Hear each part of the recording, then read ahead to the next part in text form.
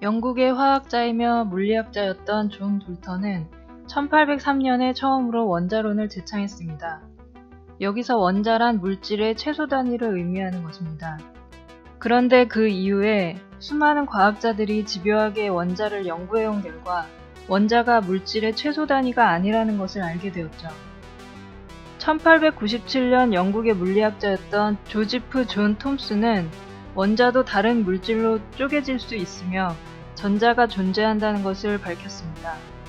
1911년 톰슨의 제자였던 어니스트 러더퍼드는 원자 핵을 발견했고 원자보다도 작은 많은 입자들이 발견되었습니다. 어니스트 러더퍼드는 1919년에는 양성자를 발견했고 1932년에는 제임스 채드윅이 중성자를 발견했습니다. 그러니까 원자는 원자핵과 전자로 구성되어 있고 원자핵은 양성자와 중성자의 결합이라는 것이 밝혀진 것이죠. 하지만 과학자들은 여기에 만족하지 않았습니다. 미국의 물리학자 머리 겔만은 1964년 발표한 논문에서 양성자와 중성자가 더 작은 단위로 쪼개질 수 있다는 것을 이론적으로 증명했고 이 단위를 쿼크라고 명명했습니다. 쿼크의 존재는 4년 뒤에 다른 과학자들의 실험을 통해 사실로 드러났죠.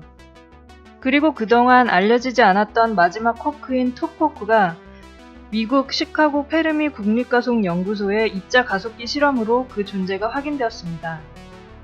이로써 모든 물질은 원자로 구성되었다는 것을 확인한 셈입니다.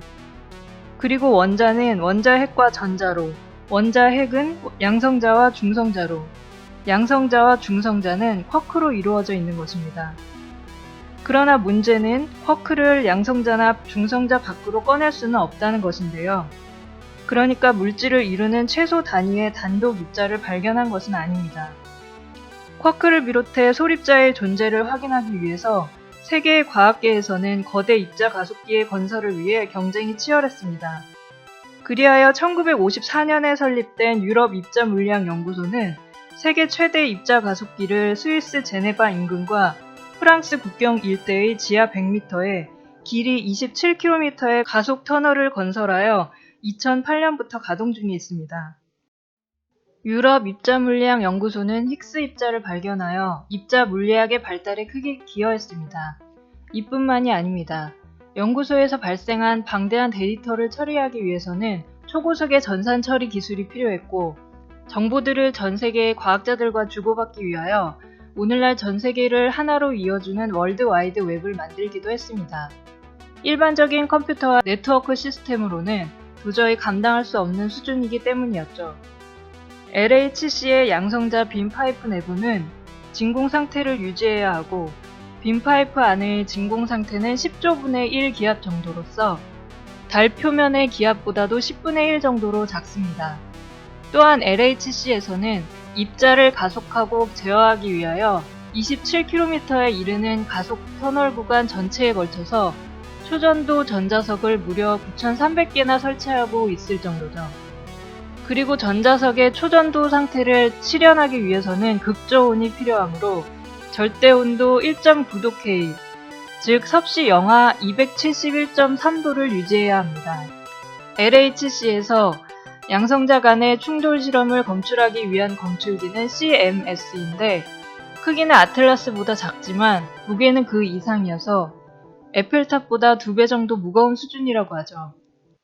그런데 이렇게 200여 년이 넘도록 수많은 과학자들이 천문학적인 돈을 들여 어마어마한 가속기들을 건설해서 연구를 해봐도 물질의 근본 입자를 찾아내지 못하고 있는 실정입니다. 도대체 그 이유는 무엇 때문일까요? 그 해답은 바로 성경에 있습니다. 창세기 1장 3절을 보면 하나님이 이르시되 빛이 있으라 하시니 빛이 있었고 라는 구절이 나옵니다. 그러니까 하나님께서는 빛을 말씀으로 창조하신 것입니다. 창세기뿐이 아닙니다. 요한복음 1장 1절 태초에 말씀이 계시니라. 이 말씀이 하나님과 함께 계셨으니 이 말씀은 곧 하나님이시니라. 요한복음 1장 14절 말씀이 육신이 되어 우리 가운데 거하시네.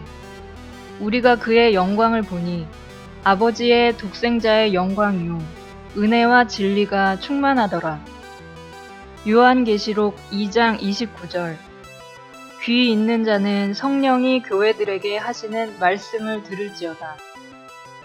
이상과 같이 성경에서는 하나님과 말씀의 불가분의 관계를 누누이 강조하고 있습니다. 그런데 성경에 나오는 말씀이란 바로 명령형 파동이며 에너지입니다.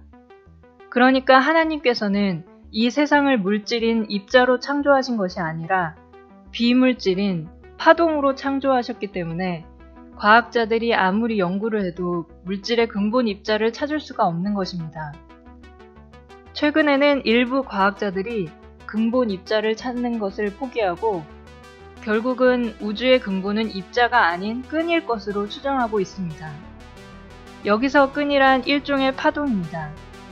그런데 이 끈 이론은 수학적으로는 해석이 가능한데 물리학적으로는 아직 검증을 하지 못하고 있습니다. 아마 앞으로도 물질의 근본 입자는 영원히 찾을 수 없을 것입니다.